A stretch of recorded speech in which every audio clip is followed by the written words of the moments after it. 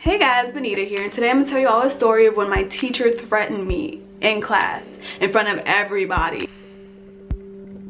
So this was in middle school. This is my 8th grade year, and we had this teacher. She was like our homeroom slash our math teacher.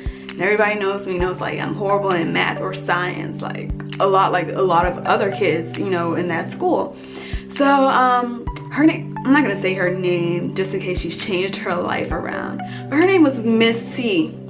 And for some reason she was so like evil, she was so mean, and I've never met like a teacher who scared me so much in my life. Like, terrified. We were all equally terrified of this teacher. She was just so mean, and like it was such a like drag to come to school every day, because we just knew like when, like, okay, if you had a homeroom teacher, you know, like that's the teacher that you have to see every single day. So every morning you would come to class, you have to go to her class. Then after homeroom was done, you would be dismissed to go to your other real classes for the day. So we had to see her at least like for 30 minutes every morning, or maybe it was less than that. I can't really remember how long homeroom was. So, but not only that, but we also had her for math. So it's like after we got dismissed from homeroom, we also had to see her again later in like her actual class. I can't really remember what days we had her for. All I remember was that like she was very, very strict and very, very mean, and you can only write in like a pencil, in a pencil in her class. Like she had a list of rules of the things that you had to do. I just remember like that being like number one. So like I used to be really good at algebra, but for some reason, like in 7th grade I was really good, but in 8th grade for some reason, like I was just doing so bad. And I think it's definitely because of her. Like, we're definitely, as students, I believe that we're definitely affected by our teachers, by the people who are helping us, by our parents, by our surroundings, and like that affects how we, you know, do mentally or academically in class. So because she was so negative all the time, and like we were always scared to like come to class, like it was just like there was always a chip on our shoulder. Every time I would wake up and get ready for school, I'm like, I have to go to Miss C class, I have to go see her. So like all her tests, all her little quizzes, we would have a quiz in her class like every freaking, maybe like every class, honestly. Like she was always like trying to, in my opinion, fail us. I don't even think she was really trying to teach us. She would do a short PowerPoint, and then after she was done the PowerPoint, we would get a quiz like right after to like see if we were paying attention or something. So I just remember that, and like everybody was so stressed, we all hated that class. But I just remember one day, like I finally like understood what it was, because like I think it was like some algebra questions, and like I was good with algebra, so it was like, okay, finally something I know, something I'm like good at. And like after she had got done teaching the lesson, and like of course we knew the quiz was coming afterwards, so we were doing the quiz or whatever, and like I'm like doing it, like, oh, yes, I got this, I know I got this right, I know I got this right. Like usually I would be doing it, I'd be like, oh, I'm not really sure, I'm not really sure, I'm not really sure, and always like it never fail, always get like a bad grade. But this time I was very confident, because like I recognized the problems from like 7th grade, and I was good with like algebra and like finding what x equals and all that stuff. So I was like, okay, like I think I got this. And it was like simple, it wasn't like hard like 2-step equations. Actually I think it was like a 2-step equation, but it was still like easy enough for me to understand. So I was like, okay, I got this. I got my paper, and I'm like writing down the answers, like, okay, this equals this one equals that, blah blah blah. I'm like, yeah, you about to pass, you about to get an A, girl, finally.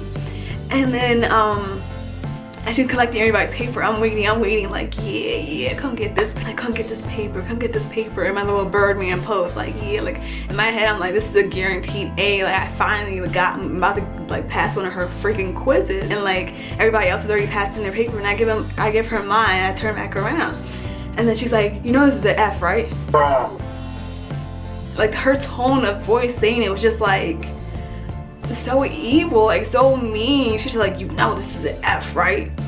I'm just like, I got so sad, like my heart dropped. I was just like what? I was just so sad. Honestly, I was so sad when she said that. I just turned back and looked at her, and I was like, what, why? Like that's literally how I said it. I was like, what, why? All I asked was why. Like, I just wanted to understand. I wasn't trying to be rude, I wasn't trying to be disrespectful. I was honestly just trying to figure out, like, why am I gonna get an F? Like, I worked so hard on this, like, why?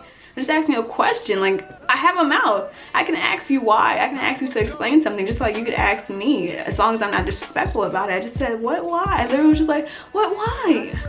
And that's it. I wasn't like, what, why? Bitch, what, why? Like, I was never rude about it. I was just like, it was literally just like instinct for me to be like, or a reflex for me to be like, to turn around and be like, what, why? I honestly didn't understand. Like, I put my all into this. Like, I knew I had this. I recognized these problems before. It wasn't that hard. Like, I really, really tried. So I'm just like, why is she failing me? And she was like, don't question me. I'm gonna put my foot in your jaw. Like, she was just going in. And the whole room was like quiet because nobody wanted like to be next. Nobody wanted like a piece of her too. She was just like, I'm gonna put my foot in your jaw. You all think you know it all. Blah, blah, blah. You know you're not supposed to write in a pen. And I was like, oh my God, like what? I honestly don't know what I was thinking. Like, I must have thought I had a pencil in my hand. I honestly don't freaking know. So I understand why I failed, but I didn't understand why she was so like mean and evil about it, or why she had to threaten me. Why are you threatening me to put your foot in my jaw? Like, I was a smart ass back then, but like, I knew not to try her. The smart ass in me wanted to be like, do it, then do it. You wanna put a foot in my jaw? Do it. But I was just like, this is Miss C. Like, I can't, I'm not ready for that, because this lady, I don't know, but she might actually do it. So I just didn't want that embarrassment, because everybody in that class was just like, ooh. And I was just like, ugh. I was just quiet for the rest of the class. I just like sunk into my chair. I just turned back around. Like, everybody knew how she was. I wasn't the only one that she was like rude to. She had made another girl cry before. My best friend Regina was in that class too, and we've all had an experience with Miss C. Let me just say that. It was just like, damn. But I was the only one she ever threatened. Like, she made other people cry before. I don't know if she ever threatened them.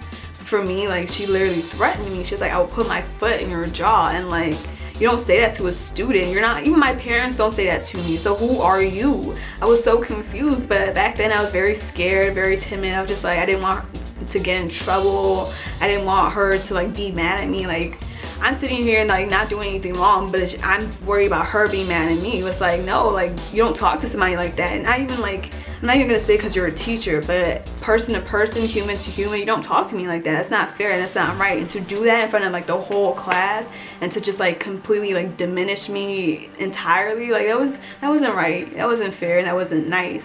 And if it was just me, then I would have been even more embarrassed. But because like everybody else in the classes had like a similar experience with her and we all knew how she was, I was embarrassed, but I wasn't that embarrassed, because after class everybody was like, oh my gosh, she's such a bitch, she's such a bitch. Like, that's not nice, that's not right. Like, you should tell your parents, you should tell the vice principal. Like, you should tell them, like, you should tell all these people.